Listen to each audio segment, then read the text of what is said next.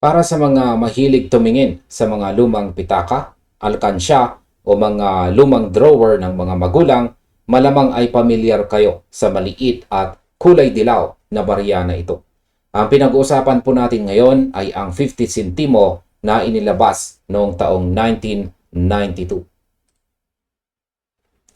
Ang baryang ito ay bahagi po ng sikat na Flora and Fauna series na ginamit dito sa Pilipinas bago ito tuluyang pinalitan ng mga mas bagong serye. Sa mga nagtatanong kung legal tender pa ba ito, ang sagot ay hindi na. Noong January 2, 1998, opisyal na itong pinalabas sa sirkulasyon o tinatawag na demonetized. Ibig sabihin, hindi mo na ito pwedeng ipambili ng candy o ibayad sa jeep ngayon dahil wala na itong face value sa market bilang pambayad. Pero kahit na zero ang halaga nito sa mga ordinaryong tindahan, sa mundo ng numismatist o coin collectors, ibang usapan ito. Maraming nagtatanong kung magkano na nga ba ang tunay na halaga nito ngayon. Kung totoo bang marami itong error coins o kung mas mabuti bang ibenta na ito o itago na lang para sa hinaharap.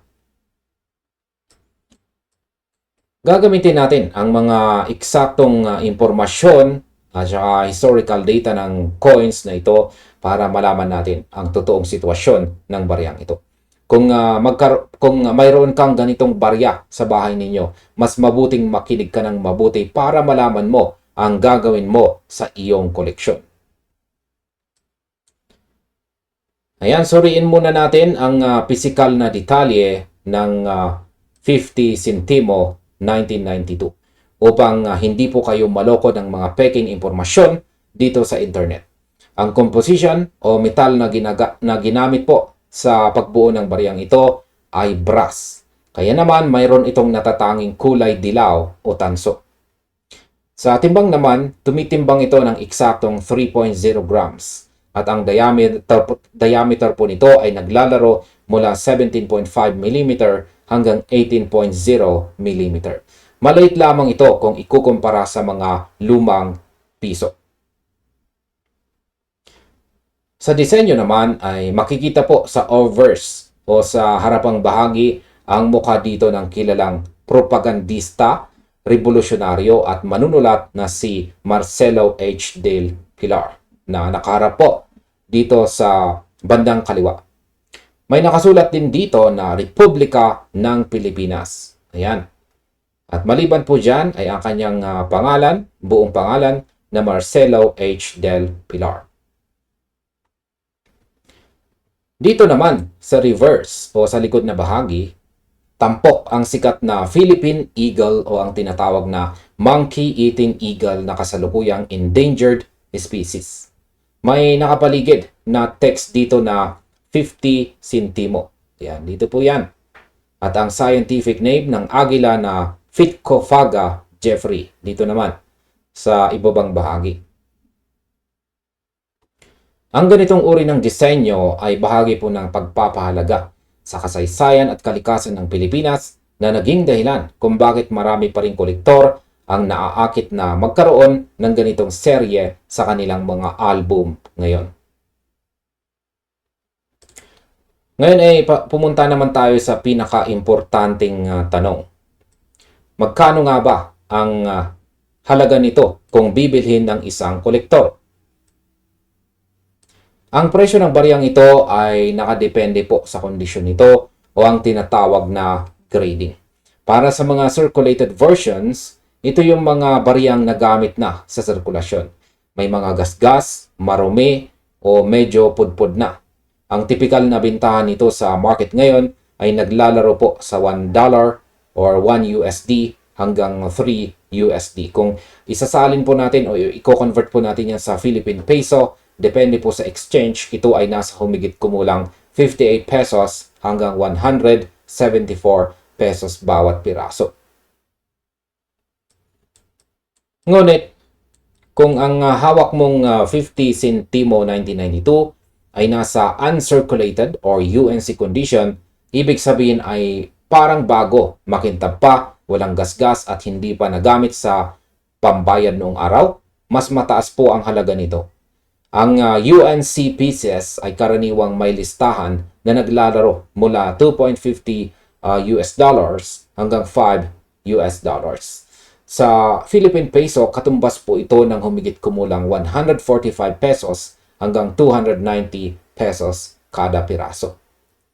Ang masasabi ko po rito ay ang presyong ito ay nagpapakita na bagamat hindi ka biglang yayaman sa isang piraso ng 50 centimo 1992, malaki pa rin ang itinaas ng value nito kumpara sa original po nitong halaga na kalahating piso lamang noong taong 1992. Ngayon ay pag-usapan naman po natin ang tungkol sa mga error coins. May mga kumakalat na balita na ang 50 centimo 1992 ay may napakaraming error coins daw na nagkakahalaga ng libo-libong piso. Ano nga ba ang katotohanan dito? Sa industriya ng coin collecting, ang mga tunay na error coins tulad ng off-center strike, double strike o die cracks ay natural na nagpapataas ng halaga ng barya dahil sa pagiging bihira nito. Gayunpaman, para sa seryeng 1992, ang karamihan sa mga nakikita sa sirkulasyon ay mga ordinaryong coins lamang na nagkaroon ng wear and tear o nasira dahil po sa katagalan ng panahon. Sa aking opinion, kailangang mag-ingat sa mga maling impormasyon online na nag-overprice sa bariyang ito sa pagsasabing may error ito kahit wala naman talaga. Kaya ang tanong ngayon, kung mayroon ka nito, mas mabuti bang ibenta mo o itago na lang? Kung layunin mo ay kumita po ng malaking pera agad-agad, ang pagbebenta ng isang piraso nito ay maaaring hindi sapat dahil ang presyo nito ay nasa 58 pesos hanggang 290 pesos lamang, depende po sa kondisyon nito. Kaya ang masasabi ko ay kung mayroon kang kakaunting piraso nito, mas magandang itago mo na lang ito bilang bahagi ng iyong personal na koleksyon o bilang isang historical souvenir mula sa Flora and Fauna series.